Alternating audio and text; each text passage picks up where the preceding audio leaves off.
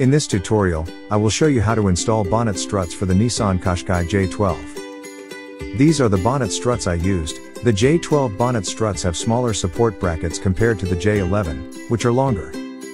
First you will have to remove the 13mm nut from the bonnet, as highlighted here. Now place the bracket with the ball joint facing outwards and tighten the nut. Now undo the 12mm nut, highlighted here.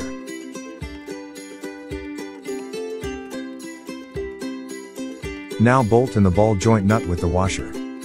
Undo the top socket from the struts and push it into the ball joint that is located on the bonnet. Now thread in the struts to the socket and tighten by hand. Now push the lower part of the struts into the ball joint nut, as shown here. Repeat the same installation for the other side. Now slowly close the bonnet. You will see that a plastic dust divider is stopping the bonnet from closing. You will have to cut a U-shaped groove so that the bonnet will close flush. Now slowly close the bonnet and see if it closes flush. Check the contours of the bonnet to see if they are aligned. If they are not, you will have to make a wider cut on the plastic dust divider.